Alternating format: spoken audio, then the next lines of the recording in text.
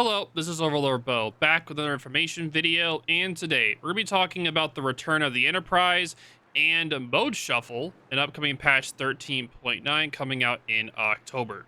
So let's take a look at a dev blog that'll be explaining all of this exciting news. So as you can see from the dev blog, it's talking about patch 13.9, which should be in October. It is the return of Mode Shuffle and the Bounty Hunt system they have going on, along with the anniversary battle of Leyte and more. So let's start off with the Mode Shuffle. So pretty much Mode Shuffle, let's change this real quick so you guys can not get blinded by this. Pretty much it's going to be very similar to what was before, but instead of it being just the airship escort and convoy, arms race have been swapped with Epic Center. So a lot of you guys may remember this from before. The legendary Epic Center returns. Now, a lot of people may not like this. Some of you do, some of you don't. But a lot of us remember Epic Center being a very big pain in the butt mode. So seeing it make a return may be a sore thumb to some, but a very positive thing to others.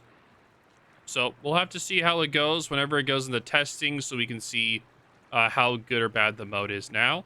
The upcoming bounty hunt events will be called Red October. So there is a Soviet theme. So it's be very exciting to do this. If you guys don't know what the bounty hunt system works is, pretty much there will be players that are assigned as bounties, and they pretty much, you have to sink these ships to be able to get yourself rewards and as such for destroying these targets. Before, they used to have it as getting, let's see, the bounty is supposed to be available for 100,000 credits in the armory. The first 3 attempts are completely free. You'll receive 300% coupons to purchase a status, with the total number of attempts available to purchase being limited to 80. Oh, wow, that's a lot. The bounty status is removed once your ship is destroyed or the event ends. Okay, so that's pretty cool. So what is the reward for getting the bounty or being the bounty SAT? The reward here. So, for if you're a bounty, your goal is to. So if your ship is a bounty, you want to earn a game achievement such as like destroyed X amount of ships. If you're not a bounty, then your goal is to sink those bounty ships. Okay. So yeah, if you accomplish those goals, then you're rewarded with tokens that you can spend on the Soviet-era containers, Victory Permanent Camouflages, and the Victory Banner Permacamo for a couple Soviet ships. But keep in mind that the bounty event only applies to randoms, no going into ranked.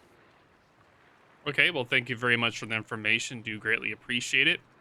So moving on from the bounty, let's talk about the Battle of Leyte Gulf. This is where you're going to be able to get the Enterprise. So you can complete missions to earn the Battle of Leyte Gulf and the USS Enterprise flags, the Gray Ghost patch, permanent camouflages patches and containers, as well as new temporary resources called the Leyte tokens. With these tokens, you'll be able to purchase premium ships, containers, these Battle of Containers, historical commanders. There's also the Tennessee as well, the Ghost of Pacific permanent camouflager Enterprise, and other valuable rewards.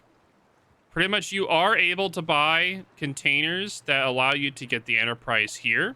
So you can buy the Leyte Gulf container along with the premium container for a chance of getting it for like very low percentage. But if you scroll down right here, it says right here. Now, additionally, if you complete Pacific combat missions during the event, now this is going to be an online campaign, like a web, what do they call it? The web, what's it Web called? campaign.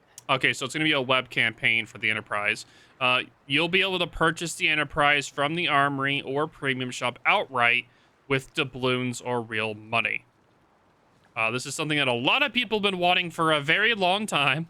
So I wanted to make sure you guys know, like, you are able to get the Enterprise coming up in 13.9 as long as you complete the missions during the event. You'll be able to get the Enterprise in the Armory or the Premium Shop from the web campaign. Now, what is the web campaign just called the Battle of Leyte Gulf? Is that what the campaign is going to be called? Most likely. I didn't see like a specific name for it, but it'll at least be very related to the Battle of Leyte Gulf. Okay. Now, also as well from this same campaign, if you are able to complete the whole campaign, which they even say is not going to be easy, you will get the legendary Tennessee. She can also be obtained from containers mentioned from above, and she'll also be available for direct purchase as well for a limited time. So it looks like this new web campaign is going to be full of a lot of goodies and legendary ships that people are very interested in. So I'm super excited for this new campaign to come out whenever it does, coming up in October. Uh, Hmm. So, veteran players will note this is actually pretty similar to how the USS Missouri was re-released. She was also she was also not released for quite a while after being pulled from the store. And then Wargaming did a web campaign specifically for Missouri, and that allowed players at the very end, if they completed all the entire campaign, then they could purchase the Missouri directly. So I find it interesting they've revived the concept for the USS Enterprise. yep, for sure, for sure. Sorry, I need to take a sip of water. Yeah, expect a fair amount of grinding if you want the Enterprise though. But if you don't have time or you prefer to spend money instead, then you can just purchase the Battle of Leyte Gulf containers. There is two kinds of containers. There's the premium version and then there's the basic version.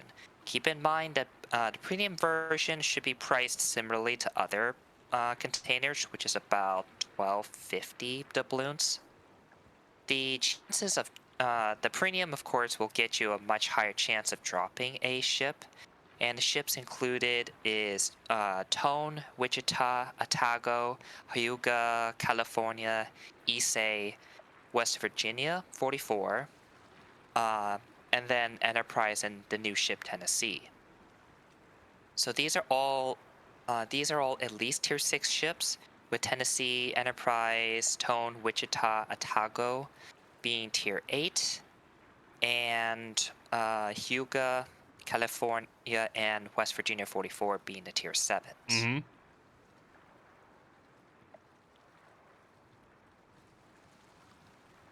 Yep. Just So keep in mind the chances aren't very high though. It's better if you it's better to just do the missions and then just buy the Enterprise outright if you want her. Otherwise, expect to spend a lot of money through containers. yep, exactly. Along with that, in the upcoming 13.9 patch, they have a bunch of new camos, the German reunification camo, the new just camo for the Kutsov, the polar ice caps for the Kutsov, Nelson, and Chipard.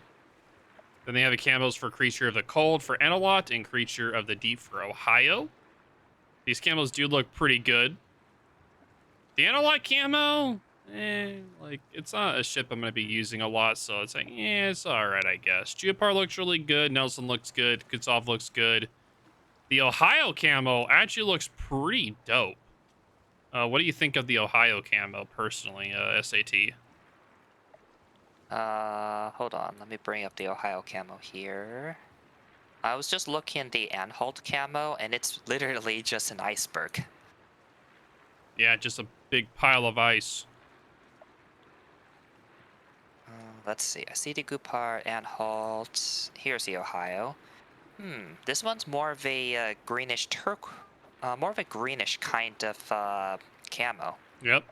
Pretty interesting compared to let's see. You have blue, you have ice.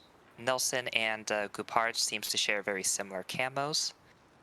And yeah, the polar ice, which is more gray, but we'll ignore that for now.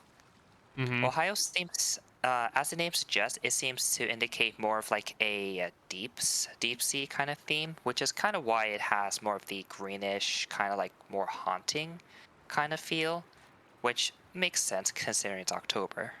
Yep, exactly. They also announced 2 new commanders with their own custom individual voiceovers, the King of Winter and Lady of the Cold, along with the Captain's Club anniversary flag is also upcoming as well. They've also updated a few of the containers. Um, so they've updated the German cruiser containers, the Soviet containers as well. So they've done a few changes in them, adding in some new goodies in there. So it looks like the Hill brand is also in there as well, for the German cruiser premium container. And If you already received the Hildebrand, you will get a free XP instead. yep, That being said, the amount of free XP you get is not that much. Well, it's it's only yeah, 18,750. it's literally nothing. Yeah. And it seems to apply to the other containers as well. If you already have all the ships, you literally don't get much free XP. So, Oh word of no no no no advice, no! You only get 7,500 coal. that's not much better. You get 3,000 base free XP in the Soviet one, but in the premium one, it's 7,500 coal. So you really don't get that much then. Yeah. If you've gotten all of the ships that you can obtain from those containers, just don't buy anymore. Buy a different container. Yeah, that seems like the smart option. Well, that is going to be it. If you guys have any questions, or can still let us know in the comments down below. I'm definitely excited to see the Enterprise making a return to World of Warships. So hope you guys are able to get it in the upcoming 13.9 patch in October. And the Silverlord Bow, thank you again for the help SAT score. I do greatly appreciate it. And I will talk to y'all later.